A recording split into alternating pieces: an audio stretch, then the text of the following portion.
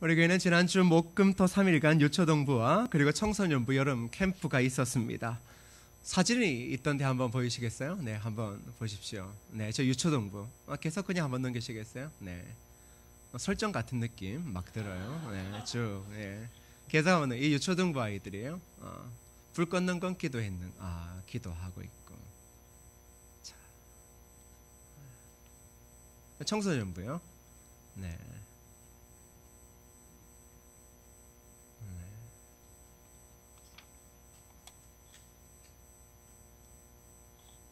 네, 됐습니다. 그 무더운 날이었습니다. 근데 또 금요일은 기가 막히게 비가 얼마나 잘 내렸는지 모릅니다. 제가 이제 그곳에 가서 아이들을 볼 때 아이들의 얼굴이 이렇게 밝을 수 있구나. 참 신기하지 않습니까? 어떻게 집에만 있으면 안 밝고 밖에만 나가면 밝을까? 고작 송추 IC 근처에 갔을 뿐인데 얼마나 밝은지 참 정말 좋았습니다. 그리고 저녁을 먹고 이제 부서 예배실들을 이제 보고 과일을 먹고 있는데 유초동부의 찬양 소리가 이제 제 귀에 들려왔습니다. 참 신기한 건 우리가 캠프할 때 원래 거기 이제 일반인 그 손님들이 많은데 손님이 거의 없었다라는 거. 이것도 얼마나 감사한지. 이 찬양을 하는데 제가 이거 한 500명에서 1000명은 되는 수준의 찬양을 하는 겁니다. 저도 이제 기억나는 게 하여튼 뛰어다니고 하여튼 엄청 시끄러웠습니다. 근데 제가 참 마음이 들었어요. 그렇지, 아이들이 몇 명이 있든 하는 거는 1000명, 10,000명이 있는 것처럼 해야 되는 거지. 그리고 어젯밤에 또 이제 청소년부가 어떻게 했는지를 저희 집 딸아이가 이렇게 휴대폰으로 이제 담아 놓았더라고요. 제가 봤는데 청소년부는 거의 이제 미친 애들이, 우리 청소년부 수련회가 어땠을 것 같아요? 거의 막 침울한 수준 같았죠, 느낌이. 근데 걔네들 그렇게 하는 거 보고 제가 놀랬습니다. 참 하나님께 감사했던 게 그 아이들의 그 모습에 평화가 있구나. 지금 우리가 힘들고 어려운 거거든요. 전반적으로 봐서는 성경학교 한번 하기가 쉽지 않은 거잖아요. 그런데 그 아이들의 얼굴에 보면서 하나님의 평화가 바로 이 아이들을 통해 느껴지고 있구나. 그리고 이 아이들이 말씀 가운데 또 은혜를 경험함을 통하여 앞으로 이 시대 10년, 20년, 30년 뒤 이 나라와 민족 가운데 진정한 하나님의 평화를 남겨줄 수 있는 그 인물이 바로 이곳에 있구나라는 생각에 정말 마음이 기뻤습니다. 올해 우리 교단의 여름 성경학교 주제가 무엇인 줄 아세요? 더 예수 성품, 우리도 변할 수 있어요입니다. 더 예수 성품. 총회 교육원 진흥원장이 이렇게 말했습니다. 날로 심각해지는 청소년들의 일탈 문제, 알파고 신드롬 등을 보면 인간의 마음을 개발하는 것이 얼마나 중요한지 알 수 있다. 자, 현 시대의 상황을 보니까 어떤 것보다 인간의 마음을 개발하는 것이 참 중요한 것 같다. 그래서 이럴 때일수록 그리스도를 닮은 성품을 다음 세대에 교육하는 것이 참 중요하다.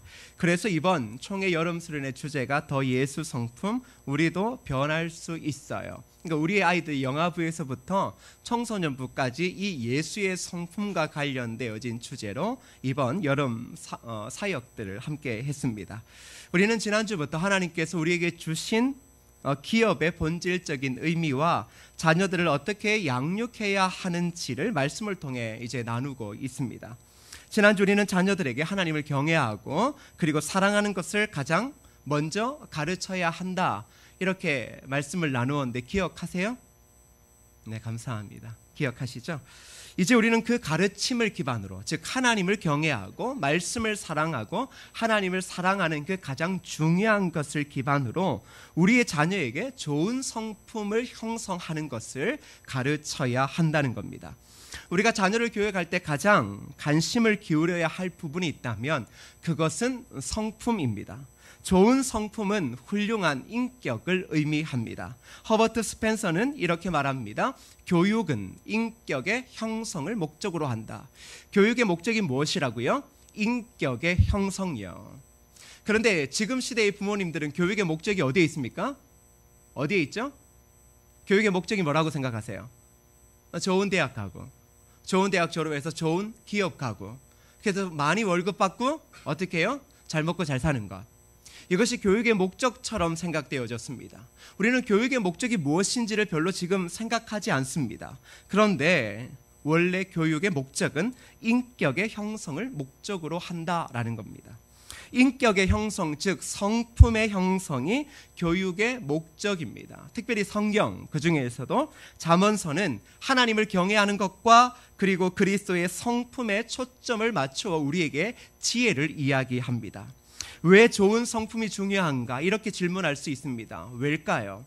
왜 성품을 교회에서도 이렇게 끊임없이 이야기할까요? 그것은 성품이 인생의 모든 측면에서 영향을 미치기 때문입니다. 인생의 모든 삶에 영향을 미치는 가장 중요한 것은 그 사람의 성품이라는 것이죠. 그래서 성품을 기초라고 이야기를 합니다. 우리가 건물을 지을 때 가장 중요하게 생각하는 것이 무엇입니까? 기초입니다. 그래서 땅을 깊이 팝니다. 오래도록 모든 공사의 진행률 중에 가장 오랜 시간을 공들여 하는 것이 기초를 만드는 것입니다. 특별히 이제 한국도 지진에 대비해야 된다라고 이야기를 하죠. 지진에 대비하기 위해서 가장 중요하게 짚어봐야 할 것은 무엇입니까? 바로 기초입니다. 우리 교회 건물도 지진에 이제 약하다라고 하면 무엇을 점검해 봐야 될까요? 과연 밑으로 땅을 얼만큼 팠는가, 철근은 얼만큼 들어갔는가, 그 설계도를 보면서 기초를 한번 짚어봐야 합니다. 왜 기초가 중요하냐 그러면 기초가 튼튼한 집은 비바람이 몰아쳐도 한 번에 넘어지지 않기 때문입니다. 반면 여러분 기초가 약한 상태, 기초가 아주 부실한 건물들 보세요. 요즘에는 그 외벽을 아주 예쁘게 잘할 수가 있어요. 기초가 부실해도. 그런데 만일 그런 건물에 폭풍우가 한두 번 몰아치게 되어지면 한두 번은 건디지만 어떤 일이 벌어질까요? 금이 가기 시작하는 거예요. 건물의 중요한 기반이 되어지는 기초에 금이 가게 되어지고 나중에는 건물 전체가 무너지게 된다라는 겁니다. 즉 인생의 삶에서 아무리 화려한 성공의 집을 세운다 할지라도 그 사람의 성품이 좋지 않으면 순식간에 무너지는 겁니다.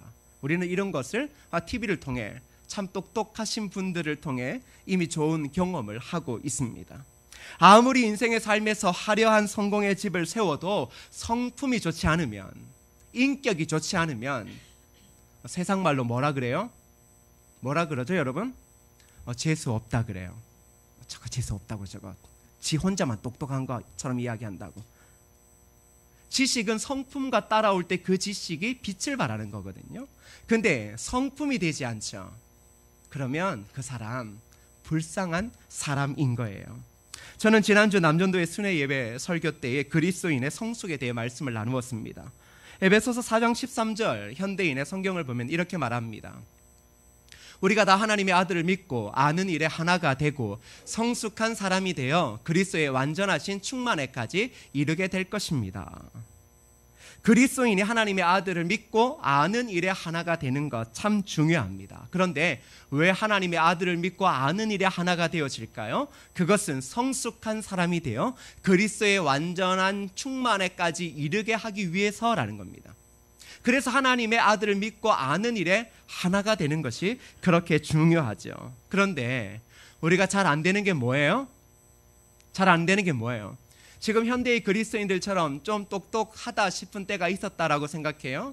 과거에 비하면 현대의 그리스도인들은 정말 똑똑해요. 자, 그런데 똑똑한데 그 과거보다 훨씬 교회의 문제가 더 많네요. 이유가 뭘까요?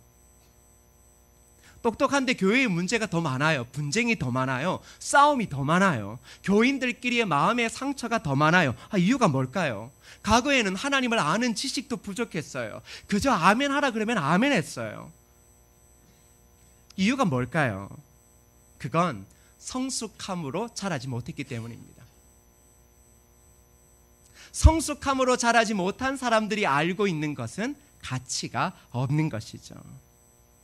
여러분, 우리는 성숙한 사람의 특징을 말씀으로 나눈 적이 있죠. 한번 기억을 더듬어 보세요. 성숙한 사람의 특징이 뭐죠? 뭐예요? 사랑하고 섬기고 배려하고 평화를 만들고 그리고 오래도록 인내하는 것이요. 우리는 지금 시대의 그리스도인들은 성숙보다는 자꾸 교회 안에서 옳고 그름을 따지기를 좋아하는 것 같아요. 철저하게 우리의 삶이 얼마나 하나님을 향하여 갈망하고 있는가 보다는 옳고 그름에 더 많이 집중해 있는 것 같아요. 잘못되었다라는 게 아니에요. 그런데 성숙하잖아요. 성숙해서 많이 알게 되잖아요. 그러면 작은 것들로 안 싸워요. 싸울 요지가 없는 것들요, 안 싸운다고요.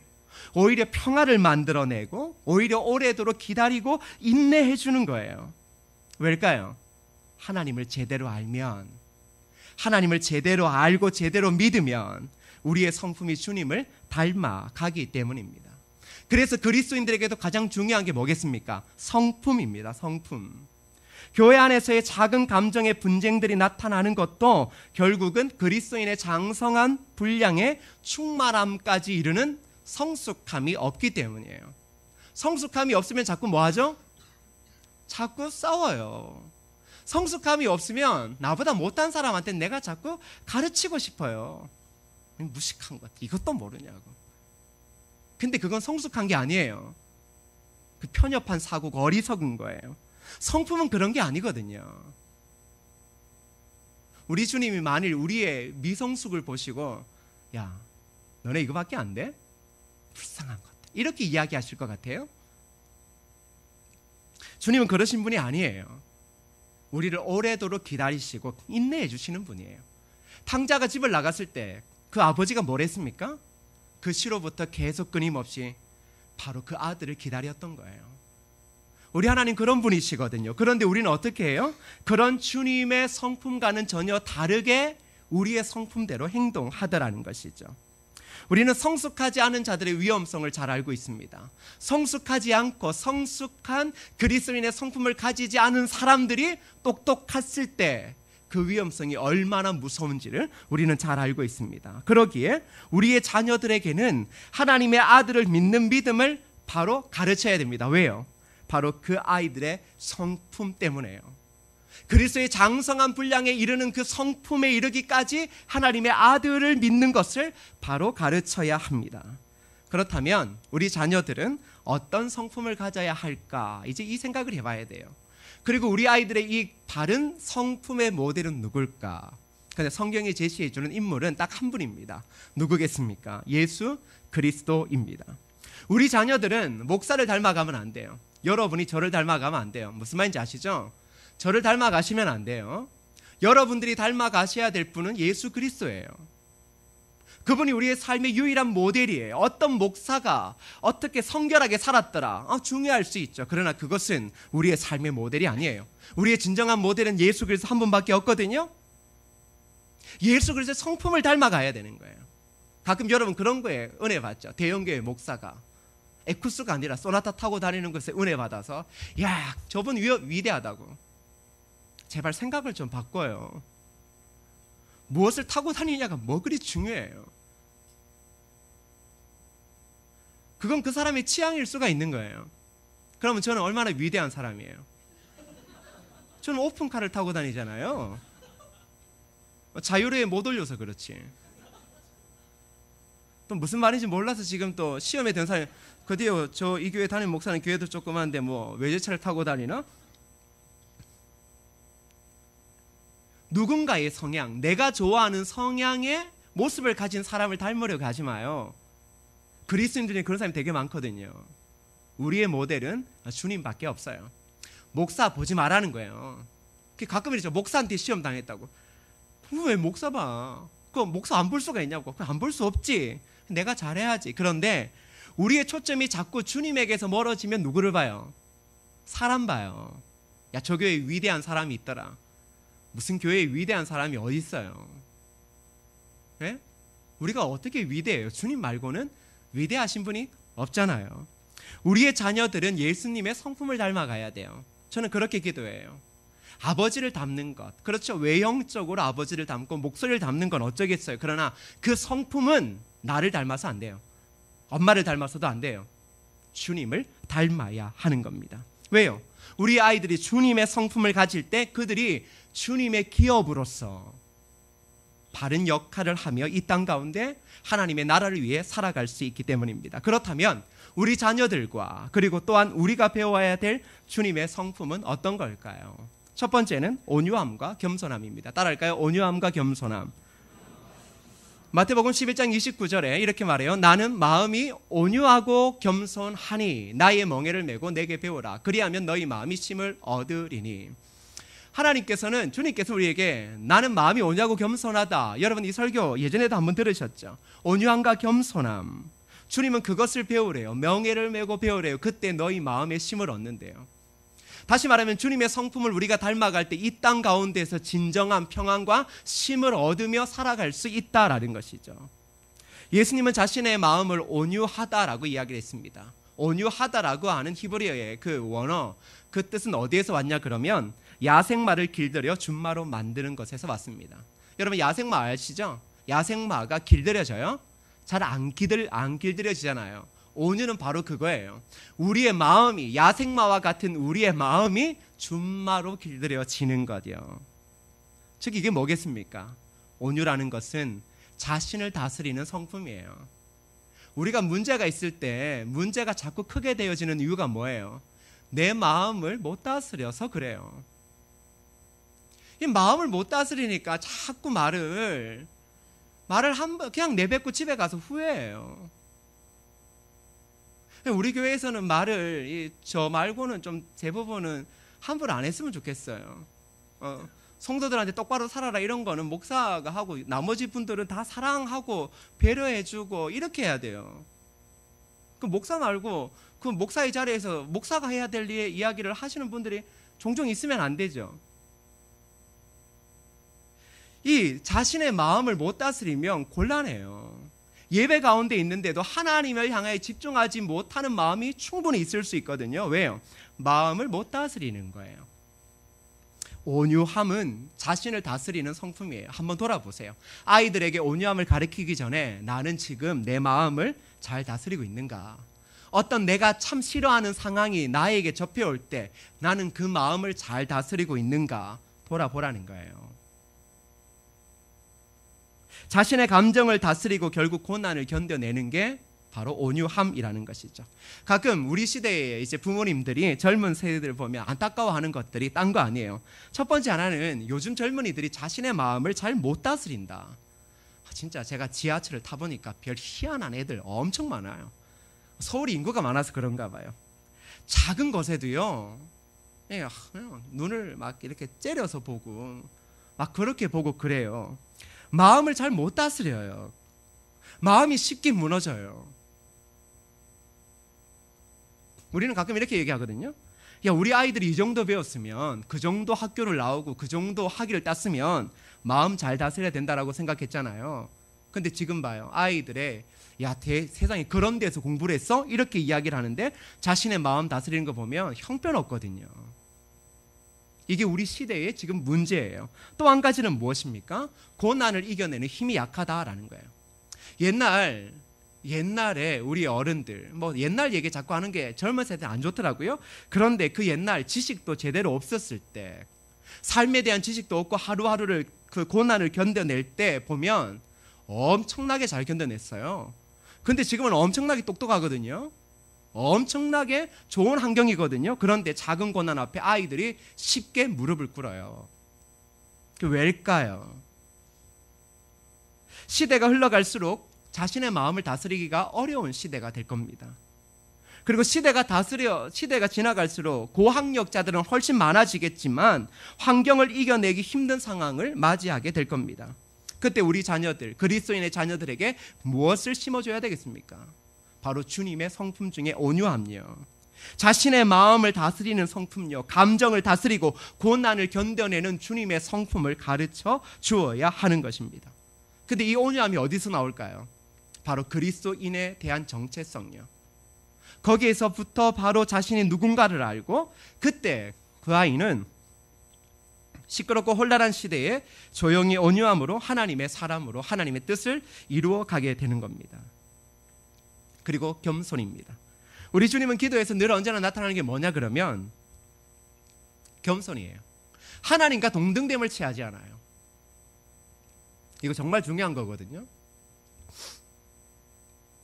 우리 주님은 끊임없이 자신의 삶 동안 뭘 하시냐 그러면 자신을 낮추셨어요. 겸손은 자신을 낮추는 성품이에요. 자신의 위치를 잘 지키는 성품이에요. 그러니 겸손한 자가 뭐래요? 질서를 잘 지켜요. 질서의 소중함을 깨닫고 그리고 만용을 부리지 않아요. 그런데 겸손하지 않으면, 겸손에서 약간 변하면 뭐가 될까요? 가장 위험한 교만과 오만이 되는 거예요. 교만과 오만이 사로잡히면 뭐예요? 자신의 위치 망각하는 거죠. 자신의 위치를 망각해요. 그때 그 사람의 모든 것이 한순간에 허물어지는 거예요. 겸손은요, 어디서부터 시작하는 줄 알아요? 하나님을 경외하는 데서부터 시작되어져요. 하나님을 경외한다라는 것은 나보다 더 높은 곳에 하나님이 있다라는 것을 인정해요. 그런 사람은 자신을 겸손하게 만든 거예요. 자신이 연약한 죄인임을 깨닫는 거예요. 그래서 끊임없이 낮아지고 또 낮아지는 삶을 기뻐하는 것이죠. 그런데 가끔 보면 이 교만과 오만과 겸손을 구분 못하는 사람들이 있어요. 교회 안에서도 참 중요한 건 뭐냐 그러면 질서예요. 질서는 하나님께서 원하시는 방식이에요. 저는 질서를 이야기하지 모든 권위에 복종하라 이렇게 이야기하는 것은 아닙니다. 부도덕한 목사의 말씀에 복종하라 이런 얘기가 아닙니다. 질서의 소중함을 깨달으라는 겁니다. 가끔 보면 담임 목사의 위치에서 해야 될 얘기가 있습니까 없습니까? 있어요 없어요? 있죠. 담임 목사의 위치에서 해야 될 이야기가 분명히 있어요. 그런데 이걸 부교역자가 하면 상황에 맞아요 틀려요? 근데 이걸 집사님들이 하면 돼요 안 돼요? 가끔 그런 적이 있죠. 자기가 한 교회 담임 목사인 것처럼 이야기하는 사람이 있어요. 모든 성경의 진리를 깨닫는 것처럼 이야기를 하는 사람이 있어요. 그 사람은 질서를 모르는 거예요. 오히려 질서를 파괴하는 거죠. 교역자가 있으면 교역자의 입에서 해야 될 이야기가 있어요. 그런데 가끔 도와준다고 월권을 하시며 이야기하시는 분들이 있어요. 위험해요. 겸손과 교만은 한 끗 차이예요. 얼마나 위험한지 모르죠. 여러분들 기억하셔요. 각자의 위치에서 이야기해야 될 것들이 있어요. 사회생활에서는 더 정확하잖아요. 잘 아시잖아요. 우리 아이들에게 바로 뭘 가르쳐야 돼요? 그 겸손이요. 끊임없이 나보다 더 높은 질서에 순종할 수 있는 겸손을 가르쳐야 하는 것입니다. 그래서 자문의 기자가 하나님을 경외하는 것과 겸손을 함께 이야기를 해요. 잠언 15장 33절을 한번 보세요. 잠언 15장 33절. 잠언 15장 33절입니다. 읽어볼까요? 시작. 여호와를 경외하는 것은 지혜의 훈계라. 겸손은 존귀의 길잡이니라. 자, 잠언 기자가 독특하게 여호와를 경외하는 것과 겸손을 같이 이야기를 하죠. 그만큼 겸손이 중요하다라는 거예요. 여호와를 경외하는 사람은 겸손하게 되어져 있어요. 손해본다고 생각 안 하죠. 가끔 누군가 저를 보고 아유 목사님이 손해보는 것 같네. 뭘 손해를 봐요. 하나님의 나라를 위해서 일하는 건 기쁜 거죠. 제가 만일 미국 하버드를 안 나와서 지금 이러는 거지만 하버드를 나왔다고 했음에도 불구하고 야 내가 얼마나 똑똑한데 너희들한테 지금 무엇을 알려주는 거야? 이 무식한 사람들아. 이런 마음이 있으면 이미 그 사람은 하나님을 경외하지 않는 거예요. 주님이 우리를 불러놓고 야 참 머리 나쁘고 이걸 교회라고 이걸 예배라고 우리 주님을 자꾸 그렇게 이상하게 몰아가지 마요. 주님이 우리를 얼마나 사랑하면 죄된 우리를 얼마나 사랑하면 십자가에 못 박혀 죽으셨겠냐라는 거죠. 그 주님의 사랑을 깊이 알면 겸손해요. 사역할 수 있으면 기쁜 거죠. 내가 하나님 나라를 위하여 하나님의 백성을 위하여 섬길 수 있는 게 이렇게 기쁠 수 있나? 기쁜 거죠. 그렇게 살다가 죽는 것도 기쁜 거예요. 저는 그런 마음이 들어요. 세상에 누군가 다 여러분을 욕해도 여러분 앞에서 여러분을 욕하지 않고 그 모든 비난을 다 맞아줄 사람이 누구 있을까요? 저죠. 제가 위대해서 그런 게 아니에요. 예수님이라서 그런 게 아니에요. 하나님께서 저를 여러분을 섬기라고 이곳에 세우신 사람이니까 당연한 거 아니에요? 얼마나 기뻐요. 왜 나만 기쁜 거 봐요? 여러분은 빨리 안 보고 싶어요 지금? 다 필요 없다 이런 거 아니죠? 저도 겸손에서 교만으로 넘어갈 때가 엄청나게 많아요. 제가 손 한 번씩 그래요. 성은교는 복 터진 거라고 이렇게 늘 얘기하잖아요. 젊고 잘생기고 착하고 이 돈에 대한 욕심 별로 없고 이런 목사가 세상에 있는가? 부교육자들한테 이렇게 잘해주고 이런 사람이 있는가? 저는 혼자 막 생각해요. 근데 이게 뭐냐 그러면 교만이에요. 나는 하나님이 손에 잡으신 거지 하나님이 놓으면 끝이에요. 다 똑같아요. 우리가 지금 이 자리에 있지만 하나님 지금 잡고 있는 거예요. 하나님 놓으면 끝이에요. 그게 얼마나 두려운 줄 알아요? 그 두려움을 알기에 함부로 못하는 거예요. 제가 그 두려움 모르죠? 그럼 벌써 여러분 세상 속된 말로 다 죽었어요. 오늘 죽어 씨. 오늘 끝장내 오늘 끝장내 뭐 그런 사람 엄청나게 많잖아요. 교회 한번 뭐 끝장내고 그런 사람 엄청나게 많잖아요. 제가 착한 거 이런 거 지혜로운 거 아무것도 없어요. 그런데 주님 하나님을 보니까 하나님을 경외하는데 내가 그럴 수 없는 거예요. 그게 우리의 삶 아니에요. 그러니 저도 겸손의 성품 그것이 저에게도 필요한 거고 우리 자녀에게도 필요한 거죠. 그래서 먼저 여러분 기억하세요. 자녀들에게 온유함과 겸손을 가르치세요. 두 번째는 순종입니다. 따라할까요? 순종. 우리 주님께서는 부모님에게 순종하셨습니다. 그것뿐만 아니라 그 시대의 법에도 순종하셨어요. 주님은 대단해요. 주님은 그 시대의 법에도 순종하셨어요. 그리고 하나님 아버지에게까지 죽기까지 복종하시고 순종하셨어요. 순종이 뭔 줄 알아요? 하나님의 뜻을 따르기 위해 자신의 의지를 꺾는 거예요. 이걸 좀 기억했으면 좋겠어요.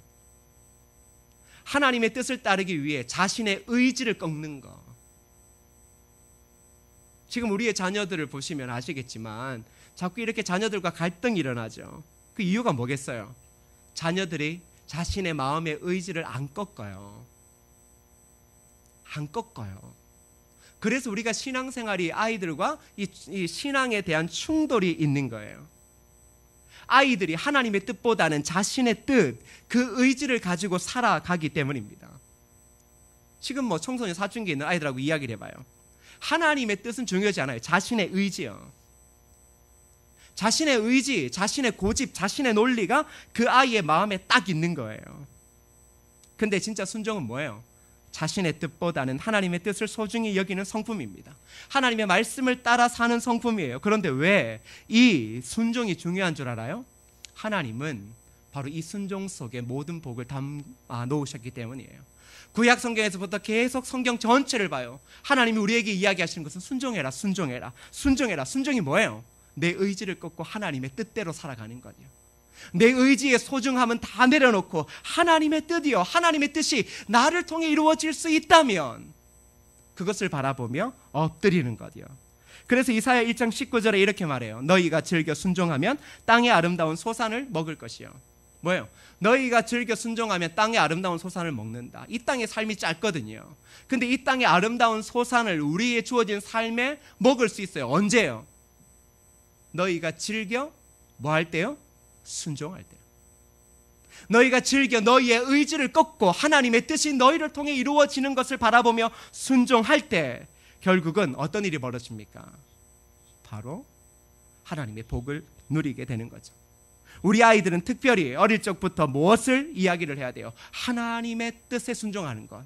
어릴 때부터 그 아이들이 자신의 의지를 꺾어버리고 하나님의 뜻만을 마음에 딱 새기는 것이 중요한 거예요. 그런데 아이들에게 하나님의 뜻을 꺾어버리고 자신의 의지를 끊임없이 세우는 행동을 부모들이 양육한다면 나중에 그 아이들은 머리가 금방 커지는 순간 하나님의 뜻은 발로 차버리고 자신의 의지대로 살아가게 될 겁니다.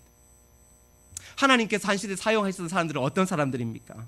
위대한 스펙을 가진 사람 아니었습니다. 하나님의 말씀에 순종하는 자들, 그 순종하는 자들에게 하나님은 복 주시고 능력 주시고 힘을 주시고 승리하게 하셨던 것입니다. 그러기에 아이들에게 순종하는 법을 가르쳐야 합니다. 근데 그 순종은 교회의 질서 가운데도 나타납니다. 지난주 제가 이 교회를 가서 이제 이야기를 하다가 성숙과 관련된 이야기를 했어요.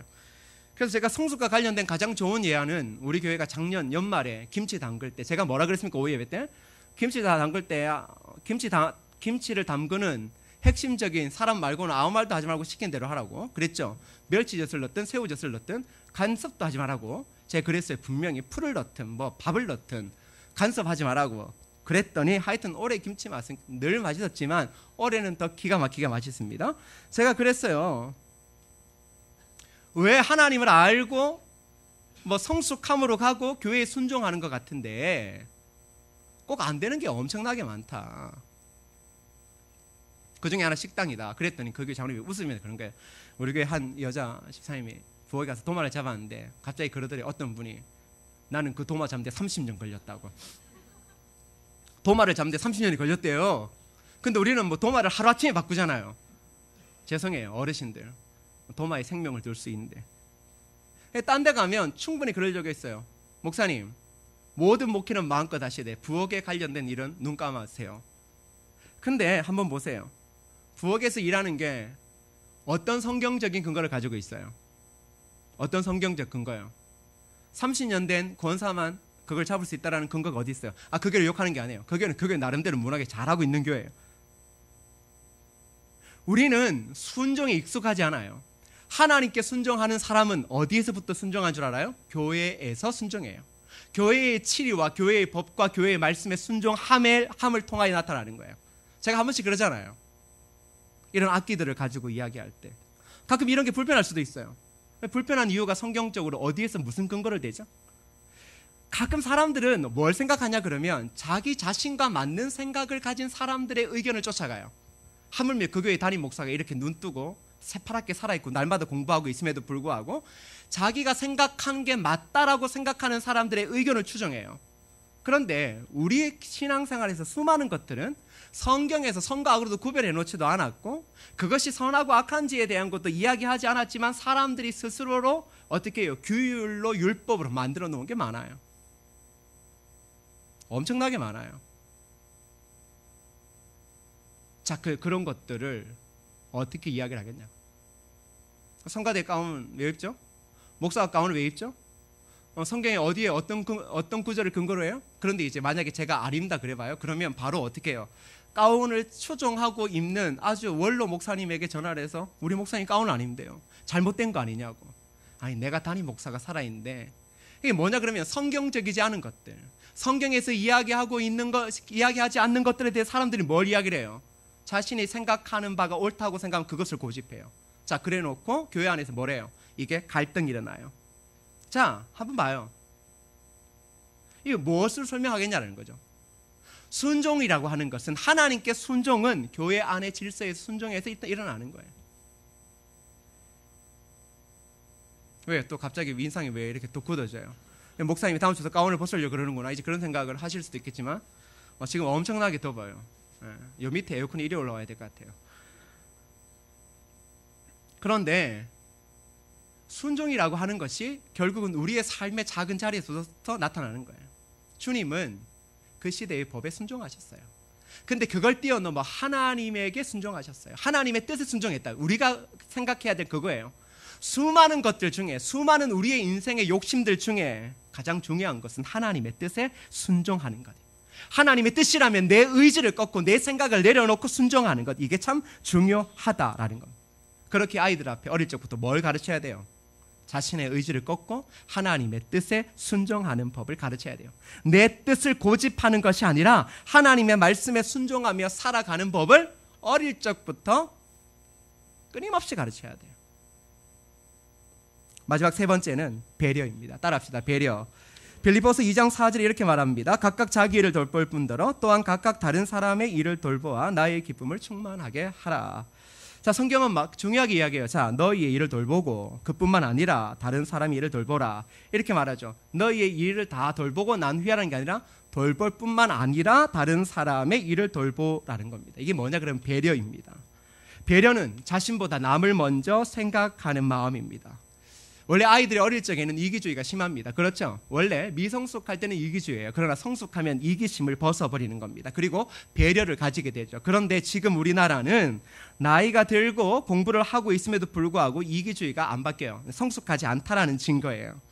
배려의 다른 말이 뭔 줄 알아요? 섬김이에요. 섬김. 우리 주님께서 바로 이 섬김의 삶의 모델을 보여주셨습니다. 그분은 자신의 삶의 이유를 끊임없이 섬김에 있다라고 말했습니다. 그런데 섬김이, 야, 내가 너 섬긴다? 내가 섬길 사람이 아닌데 섬겨준다. 이건 섬김이 아니에요. 우리 장로님들이 내가 섬겨준다 이렇게 하면 아니겠죠. 목사님 제가 내가 섬겨줄게요. 이건 섬김이 아니에요. 왜 이 섬김을 이야기하냐 그러면 바로 주님의 삶의 모습이었어요. 주님이 저와 여러분에게 무엇을 가르치냐 그러면 너희가 어릴 때 미성숙할 때의 이기심을 버리고 너희의 자신을 돌보는 힘이 생길 때 이제 너희들은 다른 사람들의 일을 돌보라. 섬기며 살아라. 섬기며 사는 것이 그리스도인의 삶이다라는 것을 이야기를 합니다. 그런데 왜 섬김이 중요한 줄 알아요? 주님의 섬김, 그 섬김의 삶. 지금 여러분 이 시대에 아이들이 섬기며 살아간다. 자신의 것을 다 나누어주며 살아간다. 뭐라 그래요? 바보라 그래요. 그런데 그리스도인들 부모 중에서도 그런 자신의 자녀를 보고 바보라 그래요. 그렇게 이야기하면 안 돼요. 야, 네 거 다 하고 나서 뭐 돌보고 해야지. 이거는 기독교인의 생각이 잘못 잡힌 거예요. 우리의 삶의 본질은요, 섬기는 삶이에요. 그 왜 섬기는 게 중요하냐 그러면 어떻게 먹고 살? 그게 아니라는 거죠. 하나님께서 우리 자녀들 가운데 생명의 씨앗을 숨겨 놓았다라고 지난주에 얘기했죠. 뭐냐 그러면 아이들의 섬김의 삶을 통해 이 땅에서는 아무런 가치도 없고 이 땅에서 보기에는 야 저게 뭘까? 저거 바보 같은 삶 아닐까 싶지만 주님의 섬김의 삶을 통하여 어떤 일이 벌어졌습니까? 주님의 십자가에서 수많은 생명의 씨앗들이 어떻게 해요? 세상 가운데 퍼졌죠. 우리 아이들에게 바로 그게 있다라는 거예요. 우리 아이들이 세상에 미련해 보일 정도로 주님께 순종하며 섬기며 살아가더라도 그 아이가 결국 죽으면 세상은 아무도 그 죽음의 가치를 모르지만 우리 주님이 뭘 이야기하냐 그러면 하나님의 기업인 땅과 같은 풍성한 열매를 맺게 하는 그 기업의 섬김의 삶에는 새로운 생명의 씨앗이 숨겨져 있다. 그래서 성도들의 삶에 섬김이 중요한 거예요. 그래서 여러분 마지막에 많은 사람을 남긴 사람이 어떤 사람입니까? 섬김의 사람이요. 끊임없이 섬김의 삶을 살아왔던 사람은 그의 죽음에서 바로 그가 뿌려놓았던 수많은 생명들을 보게 되어지는 것이죠. 그래서 우리 아이들에게 무엇을 가르쳐야 돼요? 너만을 위한 삶이 아니라 야 세상이 어려우니까 너만이라도 지켜라는 게 아니라 너를 혹 못 지키더라도 너희 안에 감추어져 있는 생명의 씨앗을 뿌리는 섬김의 삶을 살아라. 그것이 바로 그리스도인의 삶이다. 이것을 가르쳐야 한다는 겁니다. 말씀을 맺으려 그럽니다. 부모가 자녀를 볼 때 힐링을 느낍니까? 못 느낍니까? 네. 여러분 자녀를 보면 힐링이 돼요? 아니면 진짜 주님이 원망스러워요? 아이를 한 4명쯤 놓아본 저는 어떻겠어요? 영적인 힐링을 자녀는 선물인데 기쁨을 누려야 되잖아요. 평생. 자, 그런데 못 누리는 이유는 우리의 욕심과 기대 때문이에요. 본래 그 아이들이 하나님께서 주신 기업이다라고 하는 것을 잃어버리고 선물이라는 것을 잃어버리고 그 아이들의 삶 가운데 있는 예수 그리스도의 생명의 씨앗을 잃어버리면 자꾸 내가 원하는 기준대로 아이의 미래를 조정하고 싶고 만들어버리고 싶은 거예요. 그러니 어때요? 볼 때마다 짜증나고 답답하고 한 소리하고 너 도대체 커서 뭐가 될래? 맨날 게임만 하냐고. 그런데 아이들 보면 일주일에 한 번 게임하는데 꼭 그때 누가 들어와요? 아빠와 엄마가 들어와서 바로 욕하는 거죠. 도대체 너는 이 방학인데 공부는 하나도 안 하고. 저도 우리 아이들을 보면 진짜 그런 마음밖에 안 들어요. 내가 들어갈 때마다 컴퓨터가 켜져 있네. 제가 옛날 같아서는 벌써 신발을 잡아 던져도 다 잡아 던져야 되는데 오늘 처음 하겠지 이 생각이 드는 거죠. 아니면 말고. 절대 화를 안 내요. 그런데 뭘 기억해야 되나? 내 소유가 아님을 기억할 때 그렇다고 막 키우는 건 아니에요. 영적인 양육 방식을 생각을 하면 제가 뭘 하냐 그러면 그 아이들의 그 가운데 숨겨놓으신 하나님의 생명의 씨앗을 기억한다면 그 아이들에게 가장 많은 시간을 할애해야 될 것은 바로 그 아이들이 주님의 성품을 담도록 하는 것이죠. 그래서 왜 언제 우리가 진짜 선물의 기쁨을 누리냐 그러면 그 선물의 진짜 가치를 알 때 그 아이들이 섬김과 배려, 사랑, 인내함이 오래도록 그리스도의 장성한 그 성숙함에 이르러서 그들 안에 있는 생명의 씨앗을 세상에 뿌리며 저 아이가 진짜 가치 있는 그리스도의 삶을 살았구나라는 것을 느낄 때 그때 부모의 기쁨이 진정한 기쁨이라는 거죠. 그렇게 우리의 자녀를 바라보고 답답해 하더라도 어떻게 해요? 답답해 할 수는 있지만 그러나 그때마다 하나님께서 내 자녀에게 주시는 그 생명의 씨앗을 바라보며 이 아이를 통해 푸르른 숲, 생명의 숲이 생겨지고 주님께서 십자가에 못 박혀 죽으셨을 때 수많은 영혼들이 살아난 것처럼 이 어린 영혼을 통하여 한 영혼이라도 새롭게 살 수 있다면 그 기쁨을 바라보며 여러분 이 무더위에 이 방학 기간 동안 얼마나 부모님들이 힘들겠어요. 늘 자꾸 바라보니까 그 아이들을 오히려 축복하고 그 아이들이 변화되어질, 하나님께서 우리 계신 본래의 그 가장 아름답게 변화되어질 그 모습을 바라보며 아이들을 축복해 주십시오. 말하는 대로 된다. 그 아이들의 귀에 끊임없이 들리는 부모의 고백대로, 그리고 하나님께서 심겨놓으신 그 꿈대로 끊임없이 고백해 줄 때 우리의 자녀들은 온전하게 시대의 주님처럼 살다가 하나님 나라에 가게 될 것입니다. 이 시간 우리의 자녀들을 한번 기억하면서, 여러분 자녀들 있으시죠? 자녀가 없으면 손자 손녀라도 기억하세요. 네. 자꾸 잔소리가 엄청나게 하고 싶을 거예요.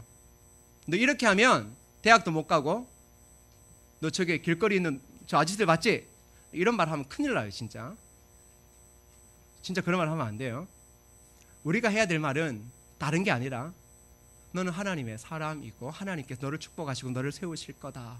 나는 그것을 믿고 너를 믿음으로 양육한다라는 겁니다.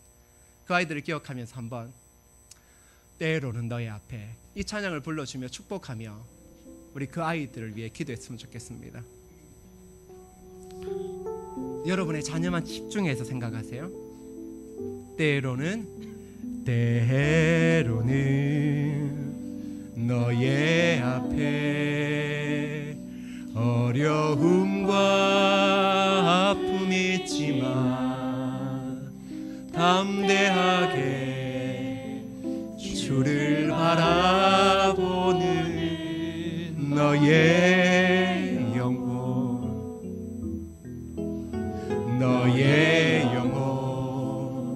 우리 볼 때 얼마나 아름다운지 너의 영혼 통해 큰 영광 받으신 하나님을 찬양. 오 할렐루야. 다시 한번 고백할 때 우리의 자녀들을 기억하면서 때로는 너의 앞에 어려움과 아픔이 있지만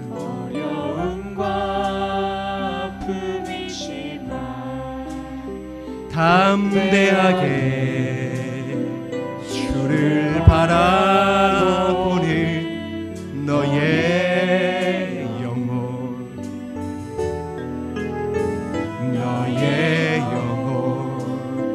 우리 볼 때 얼마나 아름다운 너의 영혼 통해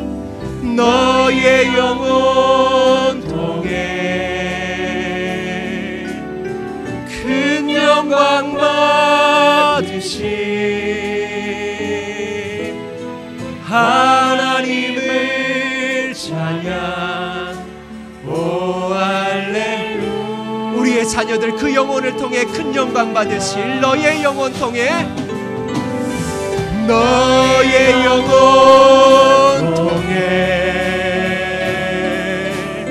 큰 영광 받으신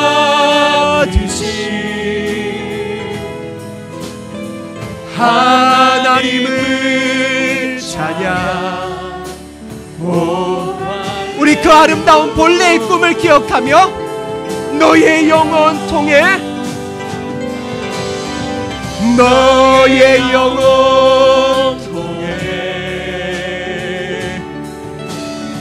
큰 영광 받으신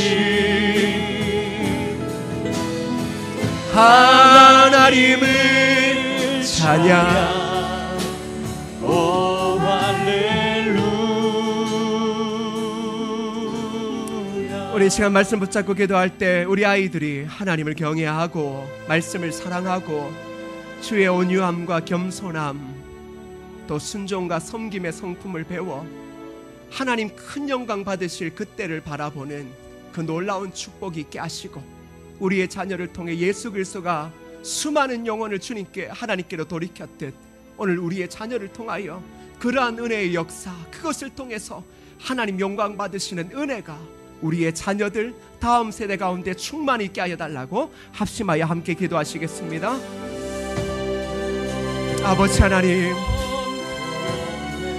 하나님의 은혜를 구합니다. 우리의 자녀를 통해 이루실 하나님의 그 능력을 구합니다. 아버지 하나님께서 우리의 자녀를 통해 하나님께서 영광 받으실 그 아름다움, 그 날을 기대합니다. 우리 아이들이 하나님을 경외하고 하나님의 말씀을 순종하고 주의 온유함과 겸손함과 섬김과 순종의 삶을, 그 성품을 아버지 하나님이여 닮아가기를 기도합니다. 지금은 우리가 힘들고 어려운 가운데 있지만 이 아이들이 철저히 자기 자신의 그 의지를 꺾고 하나님만의 뜻을 바라보며 살아가게 하시고 예수 그리스도의 그 삶을 온전히 쫓아 살아갈 수만 있도록 주님 인도하여 주옵소서. 하나님 아버지, 우리의 아이들이 자신의 의지를 꺾고 하나님의 뜻을 따라 살아가는 아이들 되게 하옵소서. 지금 우리의 눈에 보이기에는 아무런 큰 능력이 보이지 않지만 과연 이들이 어떻게 먹고 살 걸 해결할까라는 염려가 엄습하지만 하나님께서 그들을 기업으로 주셨고 그 기업인 이 아이들을 통하여 수많은 생명의 푸른 숲과 열매를 맺게 하심을 우리가 바라보오니 오늘 우리의 아이들을 주의 온전한 성품으로 양육하는 그 일에 모든 부모 세대가 앞장서게 도와주시고 어느 누구보다 그 아이들 앞에서 주님의 성품으로 온전히 닮아가는 우리의 부모님들 되어지게 도와주옵소서. 그리하여서 우리의 아이들이 교회에만 오더라도 늘 언제나 사랑과 섬김과 배려와 오래 참음과 인내와 그 사랑의 모습을 부모 세대들에게 보면서 과연 그리스도를 믿는 것이 무엇인가를 다시금 의미 있게 생각하며 그 온전한 삶의 길을 이끌어갈 수 있도록 도와주옵소서. 예수님의 이름으로 기도드립니다. 아멘.